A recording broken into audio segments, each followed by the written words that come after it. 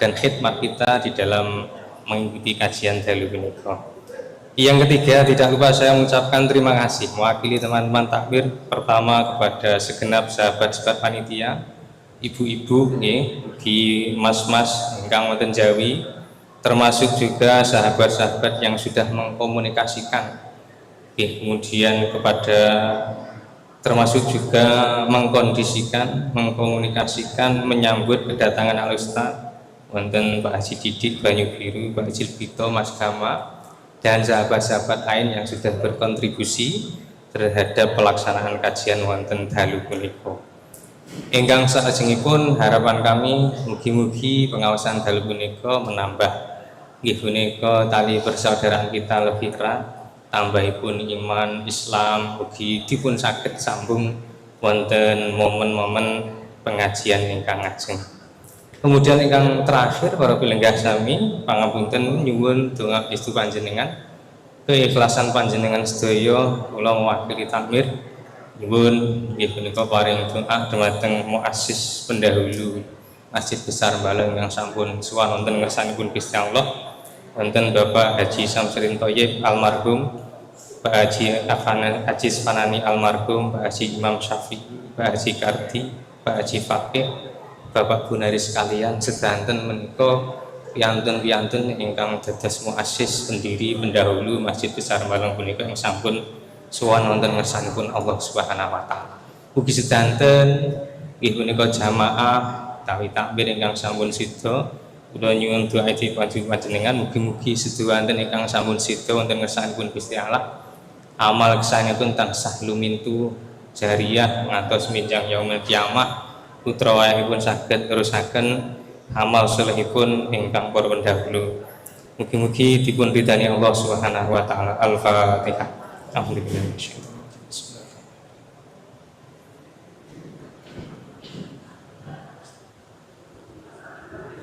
Amin amin ya rabbal alamin.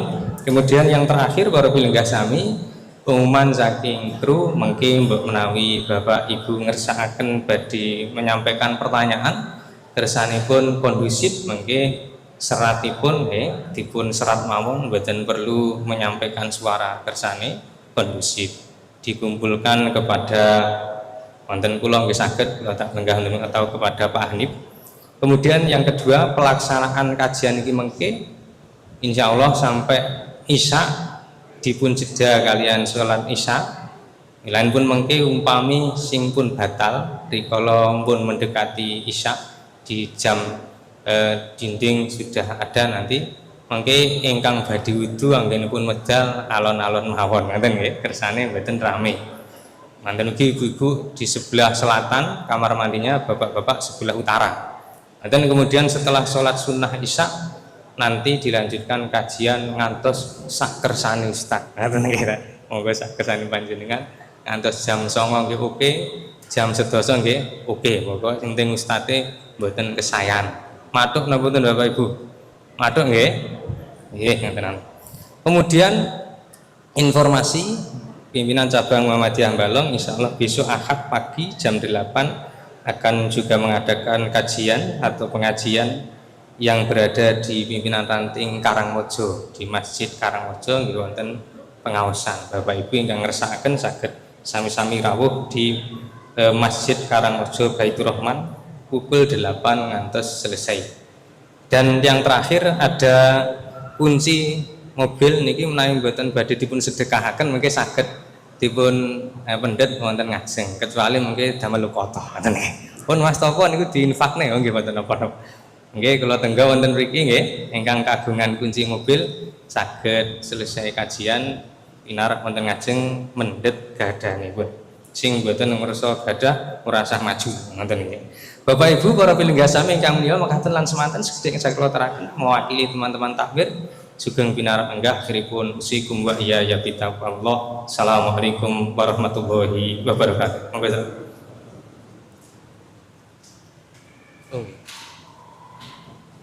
Oke, monggo. Mas Ustaz.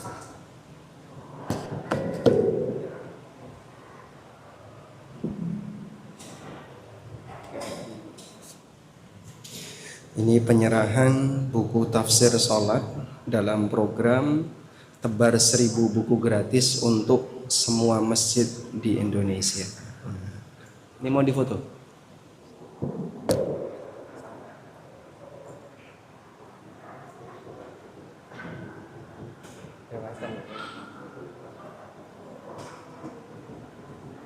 Mungkin posisi benderanya sudah seperti ini. Ya. Aku juga nggak tahu.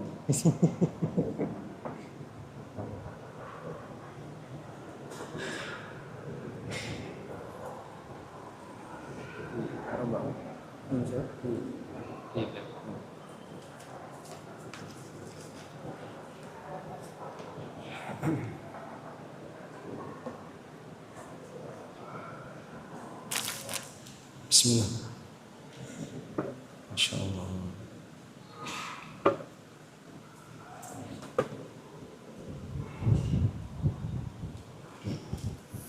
Assalamualaikum warahmatullahi wabarakatuh. Alhamdulillahi haqqa hamdih wa ashhadu an la ilaha illallah wahdahu la syarika lah ta'ziman limajdih wa ashhadu anna Muhammadan abduhu wa rasuluh salawatu rabbi wa salamu alaihi wa ala alihi wa ashabihi wa man sara ala nahjihi wa istanna bi sunnatihi ila yaumil qiyamah. Alhamdulillah, puji syukur kita haturkan kehadirat Allah Azza wa Jalla. Dialah zat yang menyatukan hati para hambanya di atas iman, dan Allah Subhanahu wa ta'ala kumpulkan mereka sesuai dengan latar belakang dan keyakinan agama mereka. Allah Ta'ala berfirman, yauma tabyaddu wujuhun wa taswaddu wujuh. Pada hari kiamat kelak ada wajah yang berubah menjadi putih dan ada wajah yang berubah menjadi hitam. Ibnu Abbas radhiyallahu anhu pernah mengatakan, yauma tabyaddu wujuhu ahli sunnati wal jamaah. Kelak di hari kiamat wajah ahlu sunnah wal jamaah akan berubah jadi putih. Allah kumpulkan mereka semuanya kelak di yaumil qiyamah sesuai dengan keyakinan dan apa yang menjadi prinsip agamanya. Karena itu kita berharap kepada Allah, sebagaimana Allah Subhanahu wa ta'ala kumpulkan kita di masjid ini dalam rangka untuk beribadah bersama, menjalankan ketaatan bersama, semoga nanti kelak di hari kiamat Allah Subhanahu wa ta'ala kumpulkan kita kembali di surga.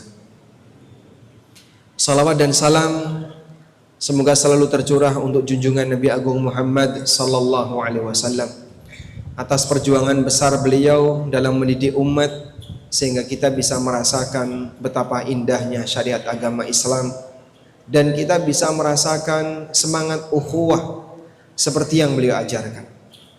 Karena Rasulullah sallallahu alaihi wasallam sangat perhatian berkaitan dengan membangun ukhuwah sesama kaum muslimin.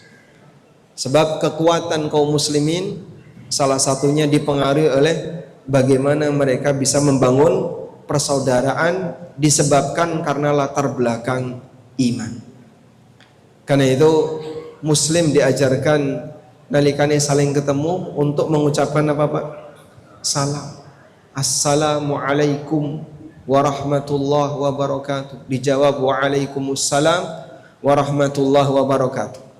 Sampai kata Nabi sallallahu alaihi wasallam, ma hasadatkumul yahud hasadahum ala taslimi wa ta'min.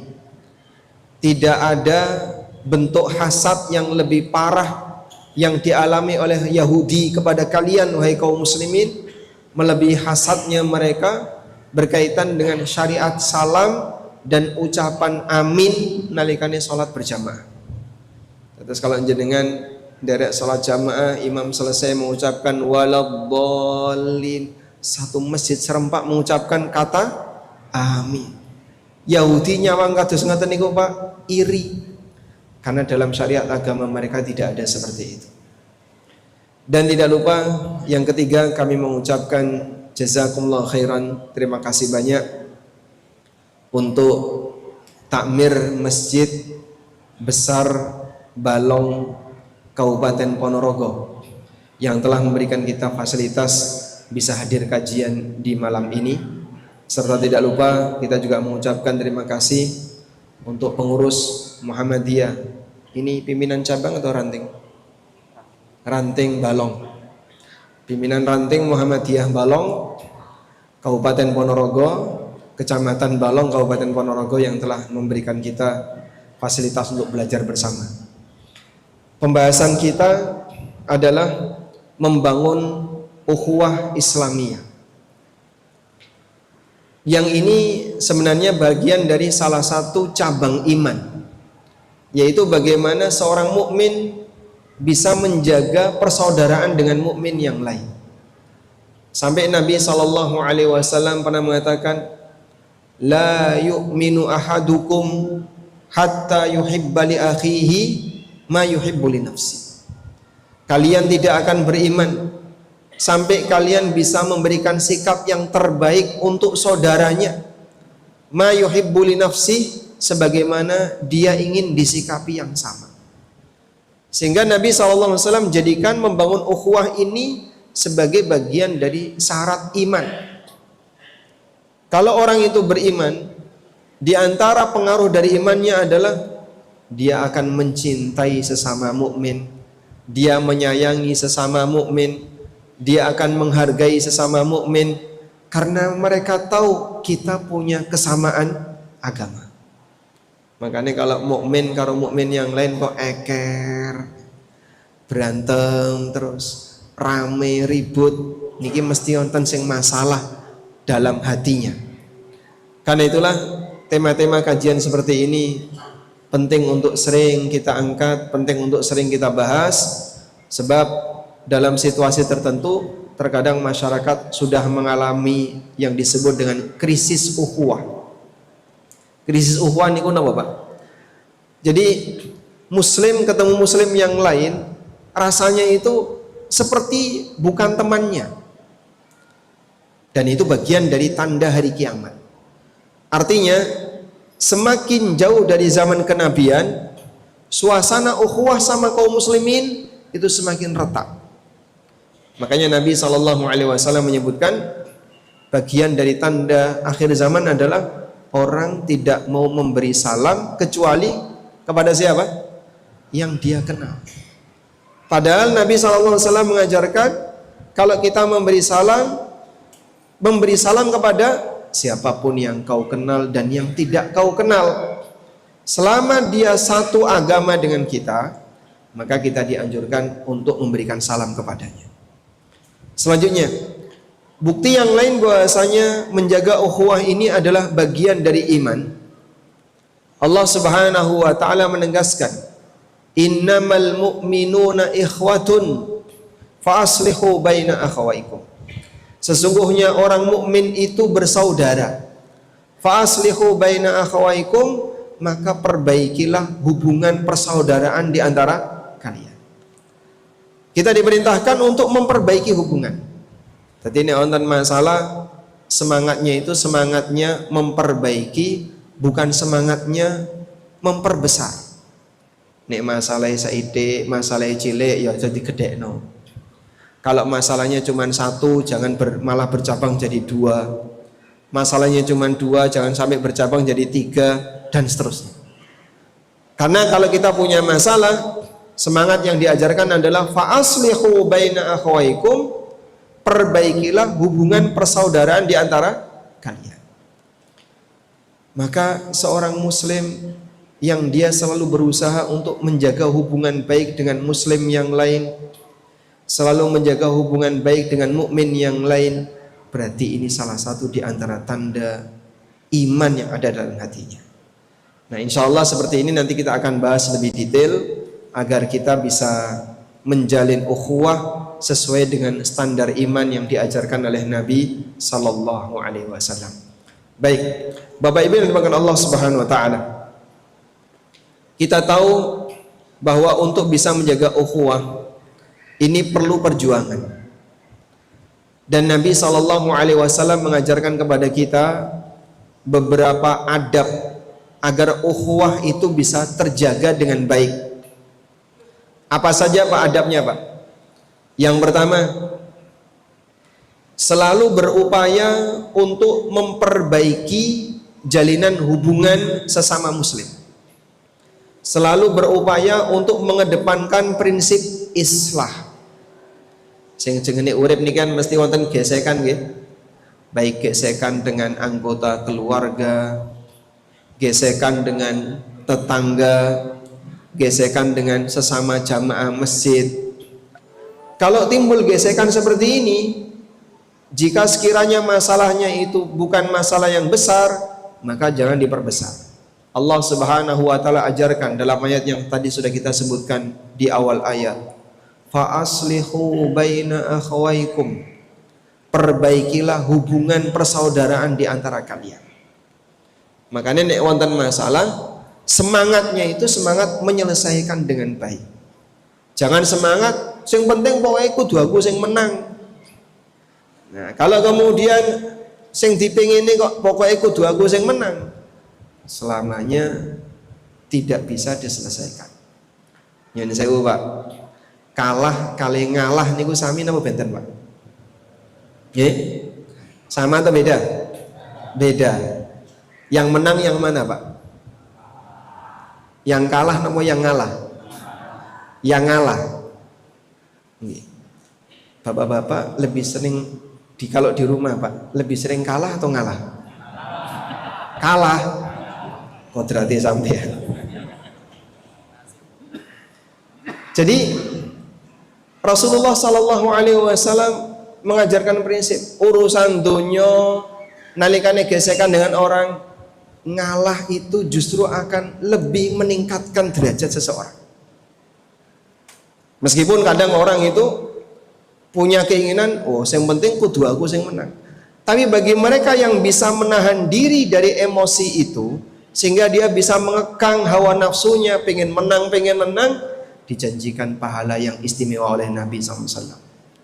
Wonten setunggalipun hadis riwayat Ahmad, Abu Dawud dan yang lainnya, Rasulullah Sallallahu Alaihi Wasallam bersabda, "Ana za'imun bi baitin fi rabadil jannah liman tarakal mira wa in kana muhiqqan." Aku jamin seseorang bisa mendapatkan rumah di tengah surga. Rumah di tengah, nek di tengah Ponorogo niku per meter pinten? Ponawis nggih. Mungkin kita tidak punya rumah di tengah kota, kita tidak punya rumah di tempat yang mewah, tapi bagi seorang mukmin ada janji yang istimewa. Nabi Shallallahu Alaihi Wasallam mengatakan, "Ana za'imun bi baitin fi rabadil jannah." Tak jamin bakalan entuk omah ning tengah swarga. Sinten niku? Liman tarakal mira wa in kana muhiqqan. Bagi siapa yang sanggup meninggalkan perdebatan, meninggalkan sengketa, meskipun piyambake berada di pihak yang benar. Wis to timbangane kelangan dulur, kelangan konco, ngalah bisa jadi lebih mulia, sehingga kamu akan menjadi manusia yang lebih terhormat, lebih istimewa. Belum lagi janji kelak di surga ketika seseorang itu mengedepankan prinsip ngalah. Dan terkadang dalam beberapa kondisi tertentu kita tidak perlu harus jadi orang yang keras kepala. Termasuk diantaranya misalnya, ini ana wong salah ke orang kudus pripun Pak? Apa terus kabeh iki di ngapura, kabeh dimaafkan? Ya memang tidak harus demikian. Namun berani memaafkan, siap memaafkan, itu salah satu di antara akhlak yang istimewa. Lebih berat mana Pak? Minta maaf atau memaafkan? Nih menurut jenengan berat pundi? Nggih? Lebih berat mana? Minta maaf sama memaafkan? Minta maaf. Jenengan kalau tenggeriya lebih senang minta maaf atau memaafkan? Bapak minta izin atau minta maaf? Memaafkan. Masya Allah. Berarti saya seneng keliru garwane Pak. Masya Allah. Rasulullah Sallallahu Alaihi Wasallam pernah bersabda dalam hadis yang sahih riwayat Bukhari, Wa ma zadallahu 'abdan bi'afwin illa 'izza. Allah tidak akan menambahkan bagi hamba yang sering memaafkan illa 'izzan, kecuali kehormatan. Karena kadang ada sebagian orang yang roto abot, berat ketika dia memaafkan. Oh, ini harga diri saya. Ini terkait harga diri saya. Hargane piro? Pokoke kudu koyo ngene, masyaallah. Dia berat untuk memaafkan. Padahal di antara akhlak tawadhu kepada mukmin adalah suka minta maaf kalau dia salah dan memaafkan ketika dia merasa benar. Sehingga muslim mukmin diajarkan oleh syariat ini, sudahlah kalau emang masalah ini tidak terlalu serius, tidak terlalu merugikan kamu, Allah Subhanahu wa taala ajarkan lebih mengedepankan prinsip memaafkan akan membuat harga diri seorang hamba semakin naik.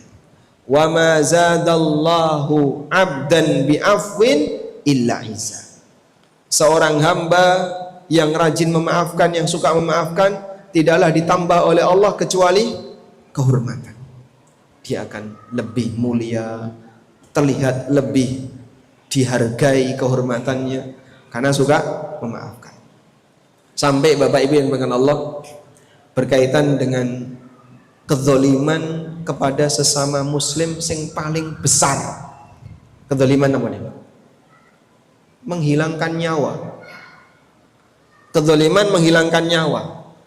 Dan saya nggih, mateni dulure, napa mateni anake, bahkan membunuh orang tuanya. Ahli waris punya hak apa, Pak? Dalam Al-Qur'an punya hak apa? Qisas.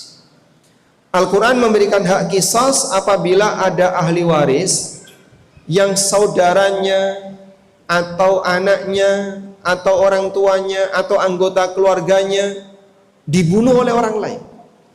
Namun meskipun demikian Allah Subhanahu wa taala memberikan arahan.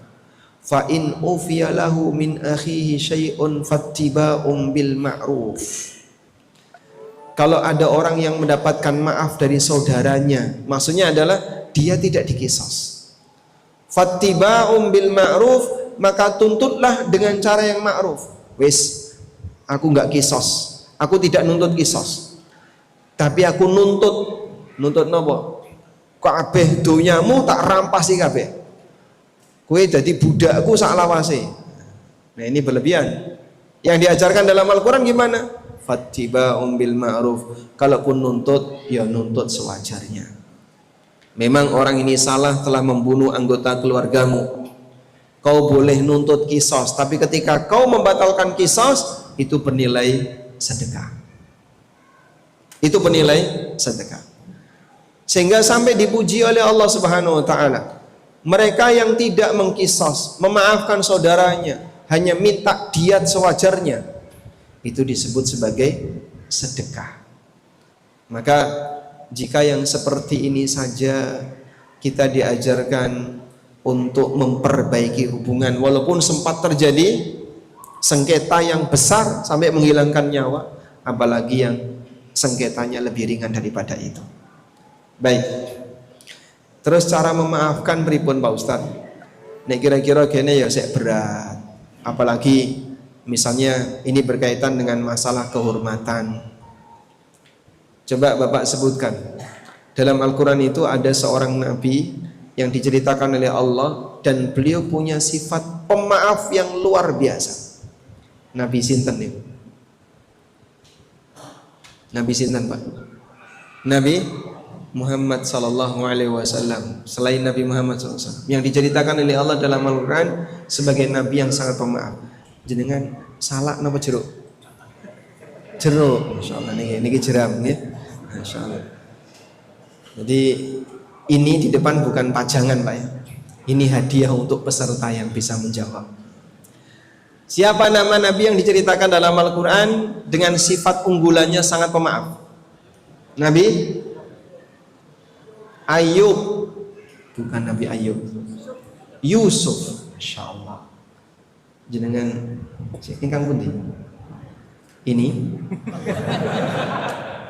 napa niki? Niki mawon. Oh Masya Allah, sak dompol. Masya Allah. Nyun sewu Mas. Benjang duren apa? Oke. Apa semongko. Baik. Nabi Yusuf alaihissalam pemaafnya luar biasa. Sehingga kalau kita lihat dalam cerita itu, ini kalau bukan nabi kayaknya mustahil. Manusia yang punya sifat pemaaf kelas tinggi. Gimana Pak bentuk pemaafnya Yusuf? Coba Anda lihat ya. Perjalanan hidup Nabi Yusuf sebelum beliau jadi nabi itu mengalami kezaliman yang berkali-kali dilakukan oleh orang di sekitarnya. Beliau mau dibunuh, mau diasingkan ke padang pasir, sampai yang terakhir keputusannya adalah dimasukkan ke dalam sumur. Bagaimana cara Nabi Yusuf dimasukkan ke dalam sumur? Bajunya itu diambil sama saudaranya, diudoi di sewa. Dalam posisi bajunya diambil, dimasukkan ke dalam sumur, gitu. Karena bajunya ini mau dibawa untuk menghadap ke bapaknya, dikasih darah dusta, darah kambing. Sehingga Nabi Yusuf alaihissalam dimasukkan ke dalam sumur dalam kondisi nggak pakai baju. Kebayang nggak Pak? Nih orang nggak pakai baju dimasukkan ke dalam sumur. Cokoti lemut Mas, masuk angin, kedinginan dan seterusnya. Kemudian ketika itu ditemu sama orang. Yang nemu ini sinten Pak? Siapa yang nemu Nabi Yusuf? Waja'at sayyaratun fa'arsalu waridahum fa'adla dalwa. Qala ya bushra hadha gulam wa asarruhu bida'ah. Kemudian datanglah kafilah dagang. Lalu mereka mengutus waridahum. Warid itu kalau bahasa kita kernet. Jadi kalau dalam satu rombongan bis, wonten petugas yang menyiapkan aneka perlengkapan-perlengkapan, ini namanya warid. Sehingga warid ini pembantu kafilah dagang. Fadla dalwah nalika yang lebokno timbo, begitu diangkat, dia dapat ya bushra hadza gulam. Kami nemu anak. Wa asarruhu bida'ah. Kemudian Nabi Yusuf disimpan bida'ah di bagasi. Maksudnya di bagasi Pak, ditaruh di barang-barang. Bukan ditaruh di kendaraan yang isinya manusia, tapi ditaruh di kendaraan yang isinya barang. Bahasa kita nggih, ditaruh di bagasi. Kenapa Pak kok ditaruh di bagasi? Karena pembantunya ini nggak pingin majikannya ngerti. Engkau nek majikannya ngerti, diambil sama majikannya. Dia rahasiakan. Wa asarruhu, mereka merahasiakan Yusuf bida'atan, ditaruh di bagasi. Sampai ketika tiba di kota Mesir, belum cukup di sini perjalanan hidup Yusuf yang penuh dengan penderitaan.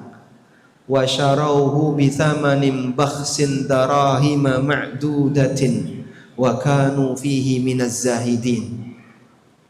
Mereka menjual Yusuf bi thamanin bakhsin, dengan harga yang murah, darahima ma'dudatin, hanya beberapa dirham yang bisa dihitung. Dirham niku bahane nopo? Perak. Antaranya dirham dengan dinar lebih mahal mana Pak? Dinar. Niki yang diceritakan bisamanin bakhsin darahim, hanya dengan beberapa dirham, harga yang murah, ma'dudah yang bisa dihitung. Bukan terus nyakup nyoh ibayarane, tapi itu dihitung. Wa kanu fihi minaz zahidin, dan mereka sama-sama nggak butuh Yusuf. Calon nabi didol. Kalau dalam bahasa kita namanya ben trafficking ya. Ini kan termasuk kriminal.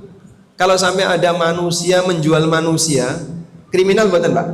Oh itu kriminal Pak, kriminal kelas besar itu, trafficking. Sehingga calon nabi sampai pernah dijual. Setelah dijual, itu pun harganya murah. Wa kanu fihi minaz zahidin, dalam kondisi mereka sama-sama enggak butuh. Sing dodol ora butuh Yusuf, sing tuku ya ora butuh Yusuf. Sampeyan bayangno nggih.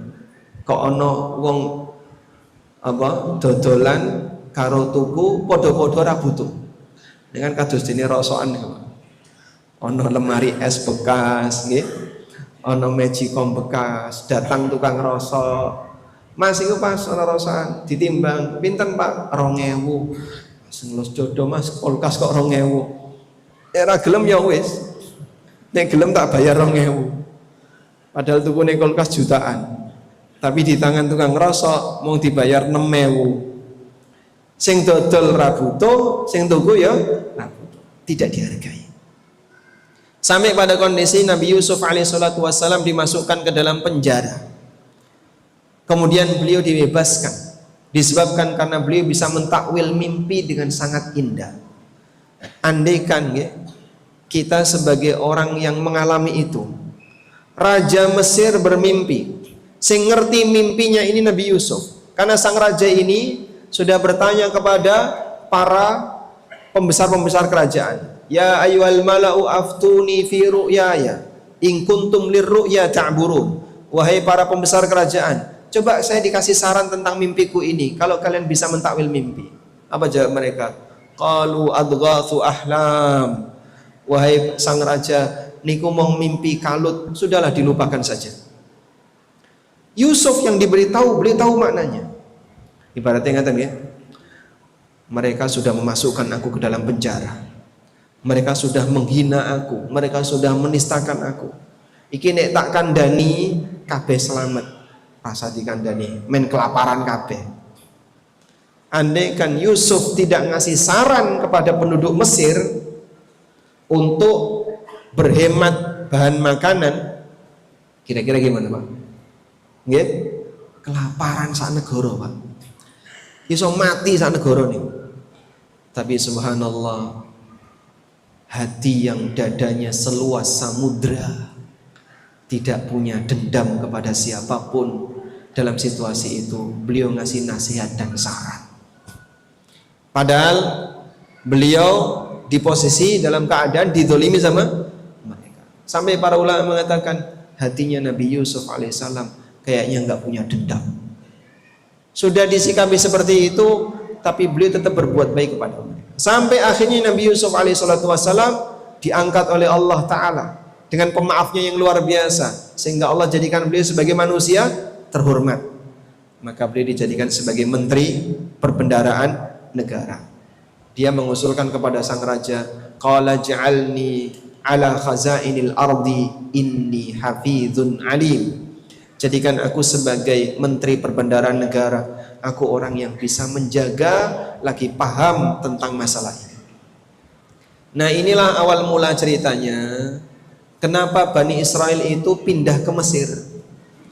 Sebelumnya Bani Israel itu tinggalnya di Syam. Begitu Nabi Yusuf alaihissalatu wassalam menjadi penguasa Mesir, maka beliau mengundang seluruh anggota keluarganya, lalu menetap di Mesir, beranak pinak, jadi banyak sekali. Sampai zaman Nabi Musa, muncullah raja yang kejam, arane Fir'aun. Nah, jadi ceritanya kok Bani Israel bisa banyak di Mesir itu dimulai dari zaman Nabi Yusuf. Pak, jarak antara Yusuf sampai Nabi Musa niku pinten tahun?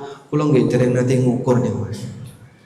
Itu hal gaib yang Anda tidak perlu tahu juga gak apa-apa ya. Yang jelas pokoknya cukup lama. Karena pasca Yusuf ada beberapa nabi-nabi yang lain, sampai kemudian muncullah Nabi Musa alaihissalam. Baik. Selanjutnya, ketika saudara-saudaranya itu datang, mereka dalam keadaan sudah siap. Iki nek arep dihukum, monggo. Karena Yusuf sekarang sudah menjadi penguasa. Tapi apa kata Yusuf alaihissalam? Pada waktu beliau mengenang perbuatan saudaranya, beliau menyampaikan seperti ini. Mim ba'di an nazagha syaitanu baini wa baina ikhwati. Wa ja'a bikum minal badwi min ba'di an nazagha syaitanu baini wa baina ikhwati. Dulu aku dan saudaraku pernah digelincirkan setan. Tegasnya pripun, Pak? Beliau memaafkan saudaranya tanpa mengungkit kesalahan saudaranya, yang disalahkan setan. Padahal kalau kita, Pak, bisa jadi pada saat ada orang yang jahat sama kita, kemudian dia minta maaf. Kadang diomeng dhisik, bar diomeng, wis saiki aku ngapura. Ya bar nesu, bar ngomeng, Setelah dia membentak, setelah dia nyebut-nyebut kesalahan saudaranya ini, baru dia bilang, sekarang aku maafkan kamu. Nabi Yusuf gak seperti itu. Udahlah mas, lupakan saja. Memang dulu kita pernah digoda setan. Sing salah niku setan. Subhanallah. Ini memaafkan kelas tinggi nih Pak ya. Sehingga kejahatan yang sedemikian parah, tapi oleh Nabi Yusuf alaihissalatu wassalam, beliau ketika saudaranya sudah berada di hadapannya dalam posisi ini orang yang lemah, andaikan Yusuf membuat keputusan, jebloskan mereka semuanya ke penjara, masukkan ke sumur, nek iso dibles-blesno. Bisa Pak? Mudah bagi Yusuf karena beliau penguasa. Tapi beliau sallallahu alaihi wasallam tidak melakukan itu. Yang beliau lakukan, ini dulu pernah kita digoda sama setan. Maka kaum muslimin, memaafkan seperti ini bagi sebagian orang berat, tapi butuh untuk dilatih. Anda kalau nggak bisa seperti Nabi Yusuf, minimal belajar. Nek ana wong salah, ya ora usah diungkit-ungkit kado-kadoan ya. Tidak perlu diungkit terlalu jauh. Buat yang lebih ringan, sebab mungkin kesalahan bisa jadi akan menimbulkan emosi baru. Dhisik nalikane awakmu kaya ngono iku aku lara, atiku lara banget. Wis saiki tak ngapura, bar ngomong kaya ngono. Baik. Kemudian di antara cara yang bisa kita lakukan agar kita ini bisa menjadi seorang hamba yang pemaaf adalah ingat janji Allah Subhanahu wa taala. Siapa yang mau memaafkan, maka Allah Subhanahu wa taala akan memberikan ampunan baginya. Ada satu cerita yang terjadi antara Abu Bakar dengan sepupunya. Pun nanti mireng ceritanya dereng Pak? Dereng. Nanti setelah sholat Isya Pak ya. Sudah masuk waktu Isya. Wallahu a'lam. Beres nih pun Isya. Kita langsung sholat. Demikian insyaallah kita sambung setelah salat Isya. Wassallallahu ala nabiyyina Muhammadin wa ala alihi wa sahbihi wasallam. Wassalatu wassalamu ala asyrafil mursalin nabiyyina wa maulana Muhammadin wa ala alihi wa sahbihi ajma'in. Wa ashhadu an la ilaha illallah wahdahu la syarika lah wa ashhadu anna Muhammadan abduhu wa rasuluh sallallahu alaihi wa ala alihi wa sahbihi wa man tabi'al huda ila yaumiddin. Kita lanjutkan cerita tentang Abu Bakar. Sewaktu terjadi berita dusta berkaitan dengan kehormatan Aisyah radhiyallahu anha, beliau dituduh berzina dengan seorang lelaki yang bernama Sofwan bin Mu'attal. Sebagian di antara sahabat mereka sempat terpengaruh dengan tuduhan ini, karena menjadi berita viral, apalagi dipanas-panasi oleh orang-orang munafik. Nah, di antara yang terpengaruh sepupunya Abu Bakar As-Siddiq radhiyallahu anhu yang bernama Mistah bin Utsatsah. Mistah ini turut terpengaruh dengan berita dusta itu sampai ikut-ikutan menuduh Aisyah radhiyallahu anha berzina. Padahal Mistah bin Utsatsah ini di antara orang yang tidak mampu, dinafkahi oleh Abu Bakar As-Siddiq radhiyallahu anhu dan masih punya hubungan kekerabatan dengan Abu Bakar. Sebagai apa tadi? Sepupunya Abu Bakar. Akhirnya Abu Bakar bersumpah, demi Allah tak pedot nafkahi Mistah. Abu Bakar tidak akan mau lagi untuk memberikan nafkah kepada Mistah bin Utsatsah. Ketika Allah Subhanahu wa taala telah mengembalikan nama baik Aisyah radhiyallahu anha, dengan Allah turunkan surat apa yang menjelaskan tentang kehormatan Aisyah? Sebutkan nama surat yang menjelaskan kehormatan Aisyah. Surat An-Nur. Surat An-Nur. Surat An-Nur surat keberapa?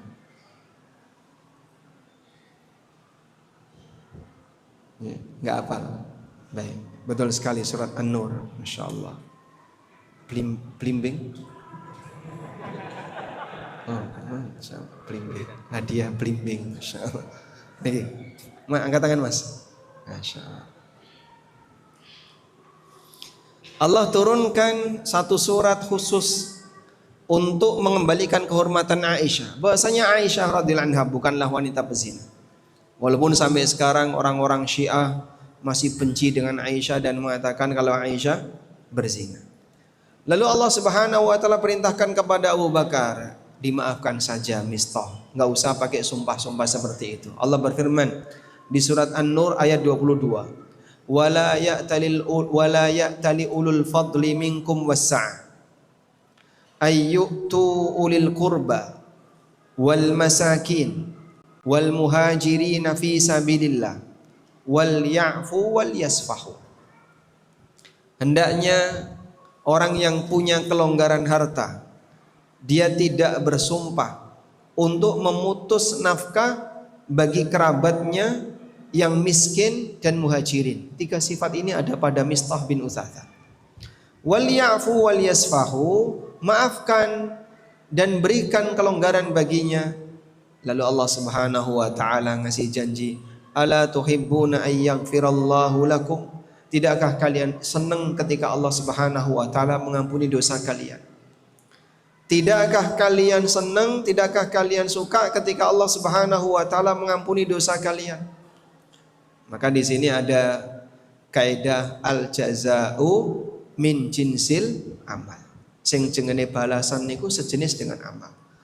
Sing seneng ngapura wong liya nalikane salah, dia mendapatkan balasan yang setimpal. Allah Subhanahu wa taala akan memberikan ampunan untuknya. Sehingga jenengan bapak-bapak nggih, nalikane garwane kok nglarakno ati, ngomong nyelekit, napa tindakane tidak sesuai yang jenengan harapkan. Bu, gawekno jahe ini dicampuri kopi misalnya. Salah nggih. Tapi sebagai seorang suami kita memaafkan. Maka saat Anda memaafkan, dalam hal ini Allah Subhanahu wa taala akan jadikan itu sebagai kafarah dosa. Wal ya'fu wal yasfahu, ala tuhibbuna ayyaghfirallahu lakum? Maafkan dan ampuni. Tidakkah kalian senang ketika kalian diampuni oleh Allah Subhanahu wa taala?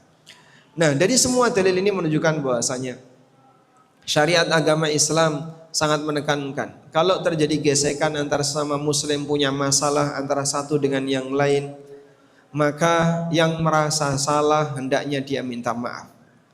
Dan yang merasa dizalimi, maafkanlah saudaranya. Dalam rangka untuk menjaga ukhuwah bersama. Selanjutnya, kalau tadi yang pertama kita sudah membahas, tanamkan semangat untuk memperbaiki hubungan pada saat seorang muslim itu punya masalah. Berikutnya, cara yang kedua, dalam rangka untuk menjaga ukhuwah Islamiyah. Jenengan nek seneng karo wong liya, kalau kita seneng sama orang lain, Islam menganjurkan tampakkan. Tampakkan itu tegese pripun, Pak? Sampaikan kepada yang bersangkutan. Sehingga kalau suka sama sebelahnya, sama yang lain, aku kok seneng karo cah iki, bocah apian, rajin ibadah, baik hati. Sampaikan, kula niku remen kalian jenengan. Kula seneng kalian jenengan.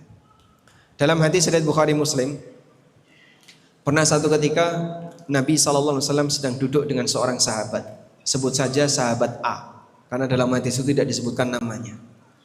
Tiba-tiba lewat sahabat B. Saat lewat sahabat B, sahabat A ini bilang kepada Rasulullah SAW, ya Rasulullah, inni uhibbu hadha. Ya Rasulullah, saya itu senang sama si B tadi. Nabi SAW tanya sama si A, a'alam tahu, apa kau sudah memberitahukan sama dia? Kata sahabat A, belum ya Rasulullah. Lalu Nabi SAW mengatakan, a'limhu, kasih tahu dia. Falahikahu, akhirnya dikejar. Yang tadi duduk dengan Rasulullah SAW, si A ini berdiri mengejar si B. Begitu ketemu si B, lalu si A ini mengatakan, inni uhibbuka fillah, aku mencintaimu karena Allah.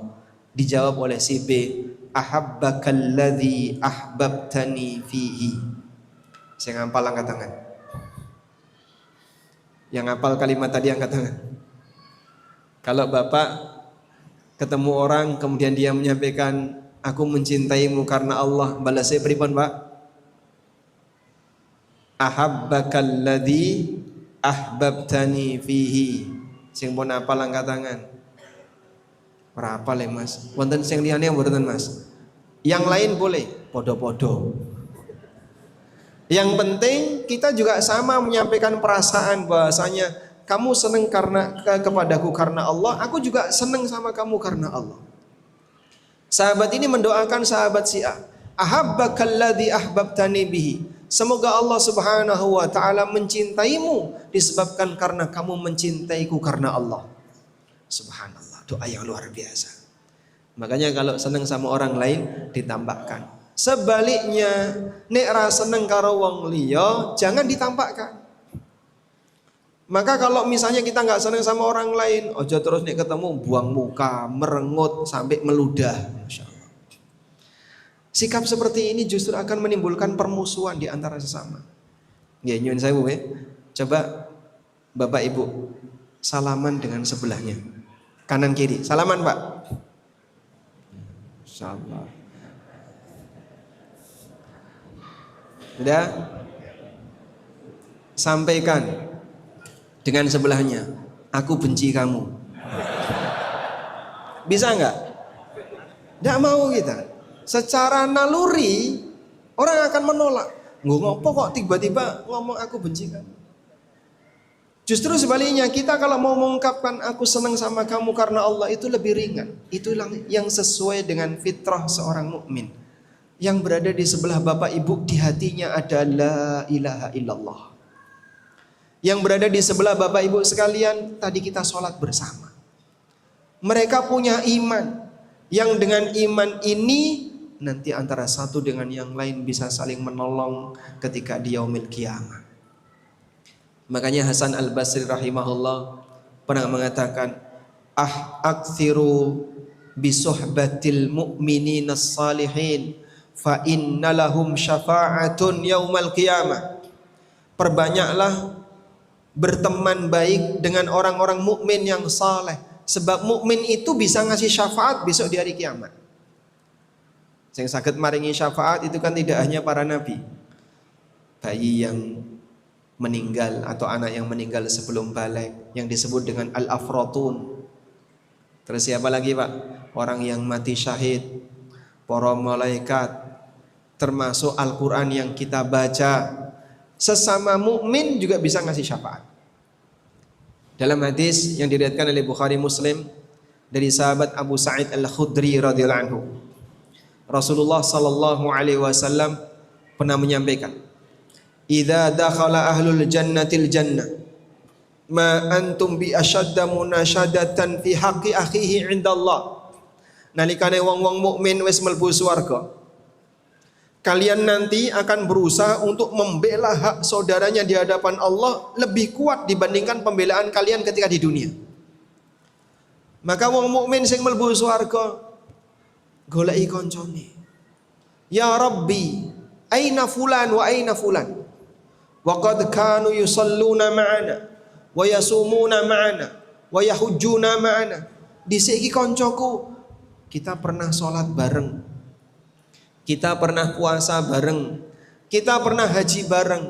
Sing dieling-eling napa Pak? Pernah beribadah bersama. Ikatan persaudaraan karena takwa itulah yang diabadikan oleh Allah. Sehingga sing wis mlebu swarga goleki koncone sing boten wonten teng swarga. Ning ndi koncoku dhisik salat bareng, poso bareng, haji bareng, ngibadah bareng, pengaosan bareng, kok boten enten? Karena disebabkan ikatan persaudaraan dengan takwa. Rano ceritane, ya Allah, koncoku ndi dhisik mancing bareng. Rano ceritane Pak, mancing bareng, sepedaan bareng, napa meneh? Touring bareng, camping bareng, iku ora disebut Pak. Sehingga kadang ada orang yang dia akrab dengan orang lain karena kesamaan hobi. Podo-podo seneng mancing, akrab. Podo-podo seneng napa? Ngerawati manuk, akrab. Dan seterusnya. Kalau Anda punya teman dekat, maka pastikan hubungan yang nanti akan diabadikan oleh Allah hanya karena satu. Al-akhillau yawma idzin ba'duhum li ba'din adu illal muttaqin. Persaudaraan besok di hari kiamat akan jadi permusuhan kecuali persaudaraan di antara orang yang bertakwa. Tegese persaudaraan karena takwa. Karena ada persaudaraan yang berbahaya, yang bisa sampai menimbulkan fanatisme golongan sehingga sampai memusuhi yang lain. Contohnya apa Pak? Bal-balan. Musuhnya Persebaya niku sinten? Hah? Arema.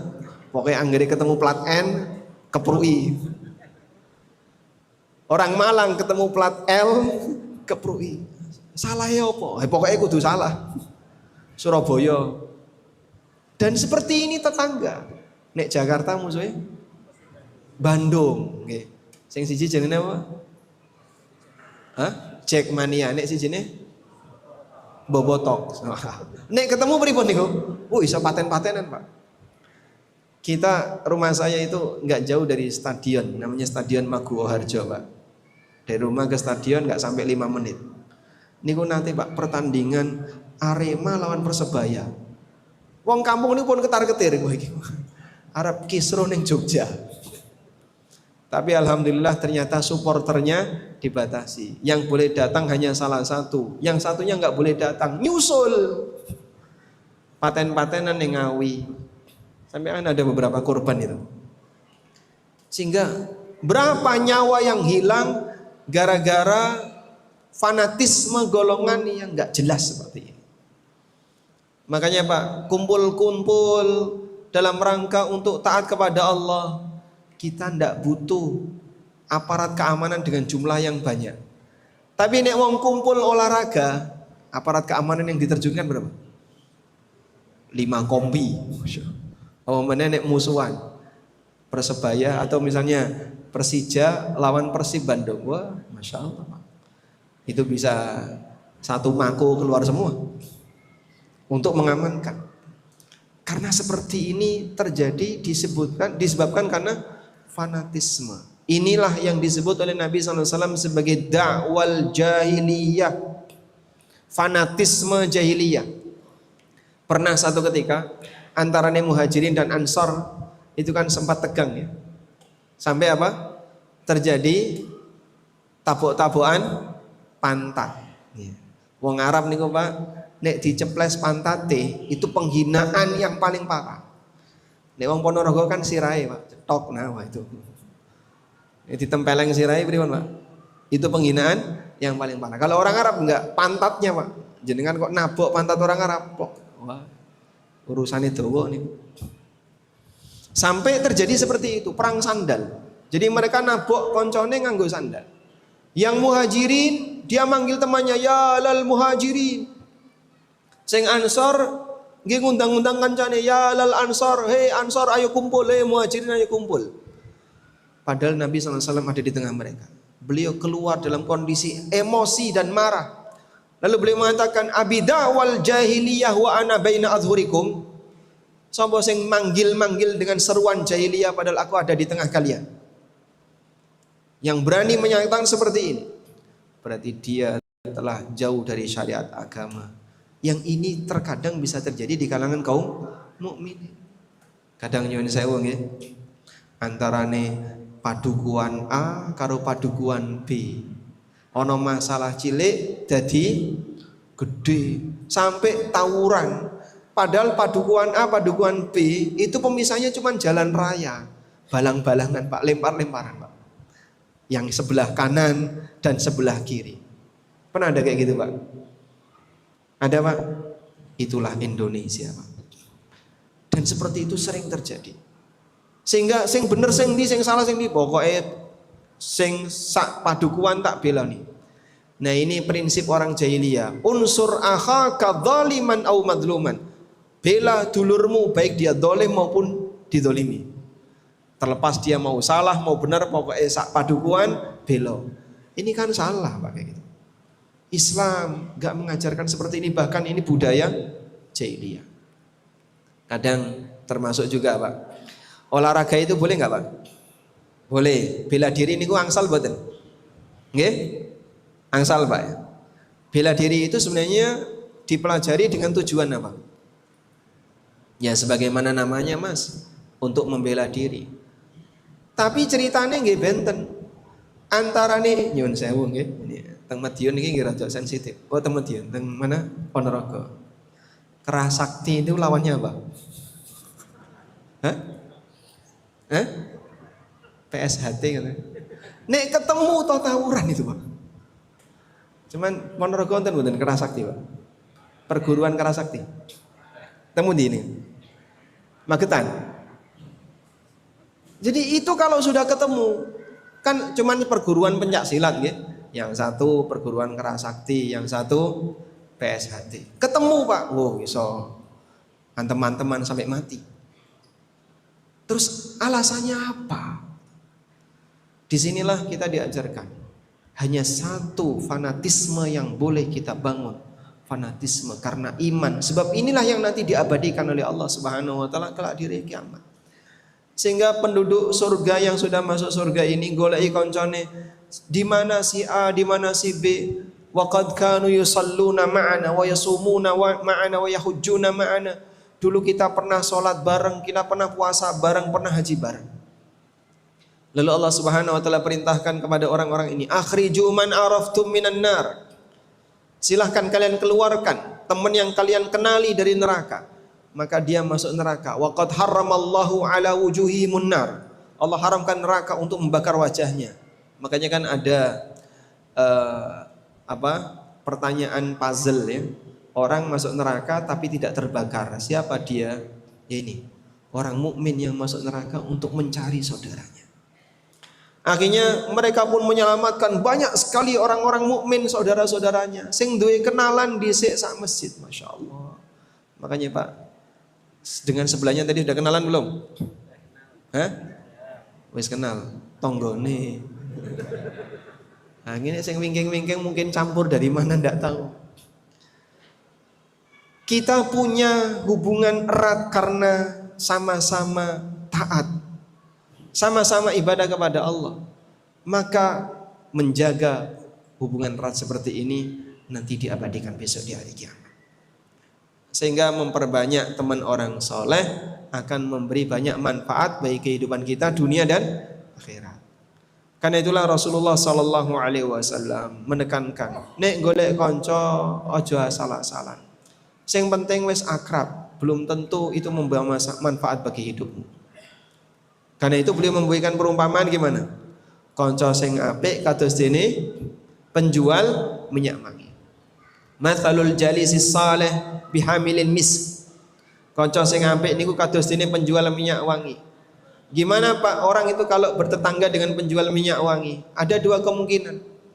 Kalau dia tidak diberi minyak wangi, minimal dapat aroma minyak wanginya. Jenengan nek konconan karo wong sing apik, kalau enggak ketularan dadi apik, minimal dapat manfaat dari kebaikannya. Contoh gitu. Jadi konco sing dermawan royal. Ada dua kemungkinan. Pertama, ketularan dadi royal. Jane aku nggih medit kumet cetil. Tapi karena koncone royal melu ketularan dari jadi royal. Jadi dermawan. Atau minimal yang kedua, kalaupun dia enggak ketularan jadi dermawan, dapat kecipratan nek mangan dijajak nih. Terus apa mulai Pak? Dikai hadiah dan seterusnya. Itu contoh sederhana dan masih banyak yang lain. Baik. Selanjutnya yang ketiga, untuk bisa selalu menjaga hubungan baik dan ukhuwah Islamiyah, kita diajarkan agar saling menjaga. Saling menjaga. Saling menjaga tegese antara satu dengan yang lain memberikan nasihat kepada sesama. Itulah yang difirmankan oleh Allah Subhanahu wa taala, wal 'asr innal insana lafi khusr illa alladzina amanu wa 'amilus salihati wa tawasau bil haqqi wa tawasau bis sabr. Demi masa, sesungguhnya seluruh manusia dalam kerugian. Kenapa Allah berfirman untuk mengatakan manusia itu rugi dengan bersumpah menyebut waktu? Para ulama mengatakan karena waktu itu ibarat modal. Kita semuanya hidup ini diberi modal oleh Allah, dan nanti kita akan pulang kembali kepada Allah. Maka manusia ada 3 kemungkinan. 1, berangkat bawa modal, pulang bawa untung. 2, berangkat bawa modal, pulang modalnya habis, gak dapat apa-apa. 3, berangkat bawa modal, pulang bawa utang. Pripun Pak yang ketiga itu Pak? Dia menghadap Allah mikul dosa. Modal waktu yang diberikan oleh Allah kepadanya ternyata dipakai untuk berbuat maksiat, maka dia pulang menghadap Allah mikul dosa. Kinten-kinten Pak nek menungso ning donya niki sing kathah sing pundi Pak? 1, 2 atau 3? Kayaknya kok 3 Mas. Jangan sampai kita termasuk di antaranya. Lalu Allah Subhanahu wa taala jelaskan, illal ladzina amanu, kecuali orang yang punya 4 sifat: beriman, beramal saleh, tawasau bil haq, tawasau bis sabr. Di situ ada perintah wa tawasau bil haqqi, saling berwasiat dalam kebenaran. Maksudnya apa? Memberikan tausiah atau pengajaran kepada yang lain, amar ma'ruf nahi mungkar, dalam rangka untuk saling menjaga. Sehingga saling menjaga yang dimaksud di sini adalah menjaga sesama muslim agar tidak terjerumus ke dalam perbuatan dosa. Maka muslim diberi izin oleh Nabi SAW, man ra'a minkum mungkaran falyughayyirhu biyadi. Sapa sing delok kemungkaran, sing ketemu kemungkaran, ubahlah kemungkaran itu dengan tangannya. Fa illam yastati fa bilisani, nek ra iso karo tangane dengan lisannya. Fa illam yastati fa biqalbi, nek ra iso dengan tangan minimal dengan lisan, tidak bisa minimal dengan hati. Wa dzalika adhaful iman, dan itu adalah derajat iman amar ma'ruf nahi mungkar yang paling rendah. Ya. Kami dulu di perguruan Muhammadiyah kan sering ya ditekankan prinsip firman Allah Ta'ala, kuntum khaira ummatin ukhrijat linnas ta'muruna bil ma'ruf wa tanhauna 'anil munkar wal takun minkum ummatun yad'una ilal khair wa ya'muruna bil ma'ruf wa yanhauna 'anil munkar. Sebab menjaga lingkungan agar tidak bebas maksiat itu akan menjadi kehormatan bagi masyarakat. Maksudnya ngeten Pak, menawi wonten sebuah padukuan ya, ada satu daerah tertentu. Di daerah ini dibiarkan bebas. Mas, mbok maksiat arep bludas-bludus mlebu kene, ana wong mendem mau monggo, wong judi ya silahkan, madat ya monggo, molimo dilakoni ning kene iso kabeh. Tidak saling mengingatkan. Mereka membiarkan seperti itu. Kira-kira lingkungan ini jadi apa, Pak? Kira-kira lingkungan ini jadi apa, Pak? Rusak. Bahkan hilang kehormatan. Sehingga namanya jelek di hadapan banyak orang. Karena semua orang tahu lingkungan ini jelek. Jadi nanti Bapak dandan sing rapi, nganggo sepatu, pamit karo bojone. Badhe teng pundi, Pak? Ning Surabaya. Surabaya pundi? Ndoli. Nyun sewu nggih. Itu kan nama kampung tuh itu, Pak. Nama jalan kan nama kampung. Nama kampung ya. Kira-kira gimana, Pak? Bojone, Pak? Hah? Ngamuk. Wong durung ngerti. Arep ngopo nono? Pengajian. Pengajian kok ado-ado dengan kono, Pak. Kenapa orang ketika datang ke sana dikesankan jelek? Karena tempatnya sudah jadi sarang keburukan, Pak. Kampung kita akan jatuh kehormatannya oleh masyarakat. Nek ning kono kok, oh ning kono ana wong mendem wis biasa, Mas, ping pangkon nggone wong mendem. Di Di Jogja itu ada juga ya satu jalan ya, namanya Jalan Sarkem, Pasar Kembang. Ya kesan itu masih melekat sampai sekarang, walaupun sudah banyak dibersihkan, tapi kesan itu belum hilang. Sehingga kalau dandan rapi kok berangkat wengi-wengi badhe teng pundi Sarkem, wah itu dicurigai. Padahal pintu stasiun itu ada di Sarkem. Nah, terus kalau nek arep mangkat keluar kota kok lewat stasiun, lewat Sarkem. Mau kemana? Sarkem, wah dicurigai. Padahal mau ke stasiun. Baik, ini contoh. Kita tidak ingin lingkungan kita jadi jelek gara-gara maksiat dibiarkan merajalela. Karena itulah ada yang diistilahkan dengan fungsi sosial. Fungsi sosial itu apa, Pak? Ketika masyarakat hidup untuk saling mengingatkan. Kalau fungsi sosial ini sudah mati, wis rasa arep-arep masyarakat akan tertata dengan rapi. Tapi kalau fungsi sosialnya masih jalan dengan baik, orang sini Pak, tokoh-tokohnya wonge apik-apik sedaya Pak. Wonten misalnya pengurus Muhammadiyah atau tokoh masyarakat yang paham agama, masjidnya makmur, masyarakatnya tertata dengan rapi. Tapi kalau tokoh masyarakatnya ketua RW preman, ketua RT senengane mendem, kabeh pengurus lingkungan wonge preman kabeh, kira-kira gimana? Mungkin aneka maksiat dibiarkan di situ. Ada satu kampung ya, nggak jauh dari kampung kami. Pak Dukuhe ini preman Pak, senengane mendem. Ngisorane ya padha kabeh Pak. Sehingga sampai kampung itu terkenal. Arab mendem ning kampung kono difasilitasi. Ya karena itu kampungnya dikuasai oleh orang-orang yang nggak benar.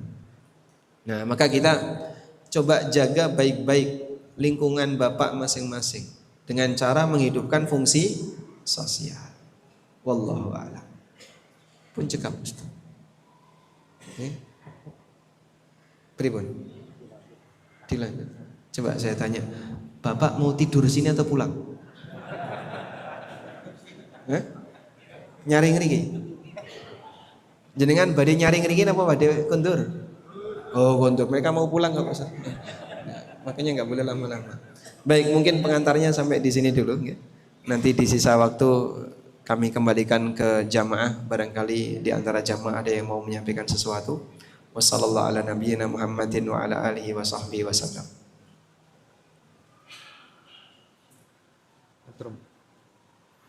Monggo menawi wonten pertanyaan-pertanyaan. Kalau tidak ada, maka kajian dalu punika dipun pungkasi. Nggih, kayaknya mboten wonten nggih. Menawi mboten wonten, oh nggih, wonten, monggo. Dari ibu-ibu juga boleh, dari monggo. Ada lagi? Masih satu kertas.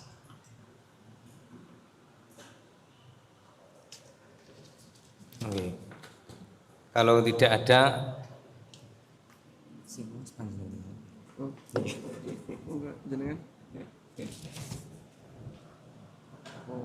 keduren ini pertanyaannya.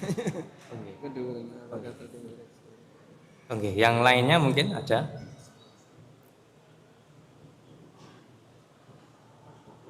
Teman-teman nggih.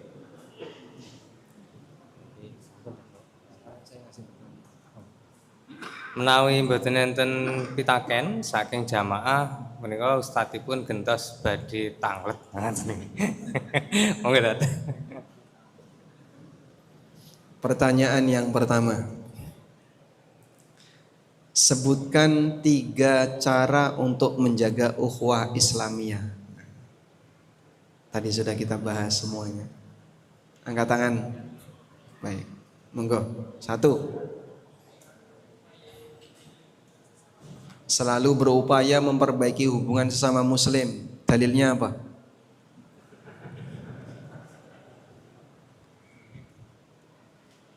Innamal mu'minuna ikhwatun fa aslihu baina akhawaikum. Yang kedua,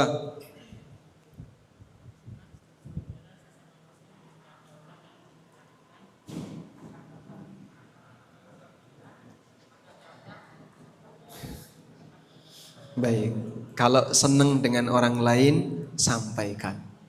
Kalau senang dengan orang lain karena hubungan agama, sampaikan. Dan memperbanyak persaudaraan baik dengan sama mukmin. Yang ketiga, saling menjaga antara satu dengan yang lain. Bentuk saling menjaga niku pripun? Tawasau bil haqqi, saling menasihati dalam kebaikan. Baik. Wah, hadiah. Wah, sing warnane kuning gede nggih. Buah pir. Selanjutnya, tadi saya sudah sebutkan ada dua cara agar kita bisa memperbaiki hubungan sesama muslim. Sebutkan bagian awal tadi. Yang pertama, suka memaafkan. Yang kedua, ya biar bisa suka memaafkan adalah mengingat pahala yang besar ketika memaafkan. Yang kedua, sebelum memaafkan, apa tadi? Pripun yang kedua? Salah. Oke. Ada lagi? Bagaimana caranya untuk menjaga hubungan baik dengan sesama, memperbaiki hubungan dengan sesama?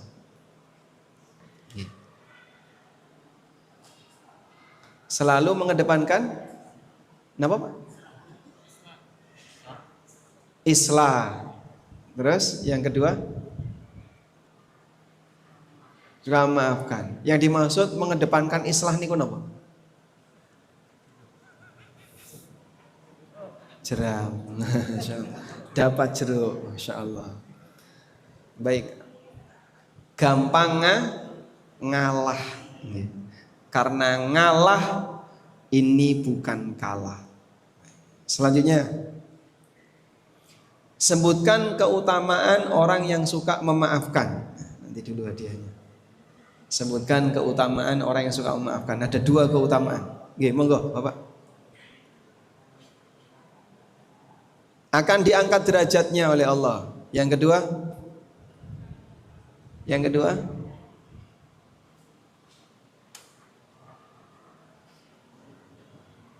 akan diampuni dosanya oleh Allah. Masya Allah. Apel. Pertanyaan yang terakhir, ini paling gampang. Siapa di antara jamaah yang paling banyak anaknya? Gampang dong ya? Angkat tangan mawon. Pinten Pak? Pinten? Sekawan. Gangsal. Ada yang di atas 5? Pundi? Sinten? Jenengan? Boten. Ada yang di atas 5, 5,5 mungkin. Sinten? Pinten? 6. Masya Allah. Ada yang di atas 6? 6 pemenangnya.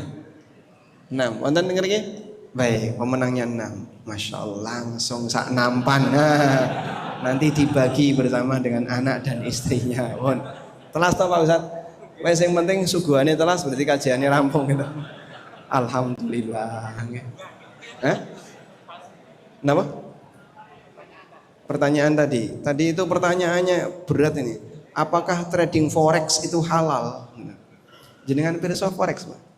Panganan apa nih, Pak? Forex itu lebih dekat ke judi ya.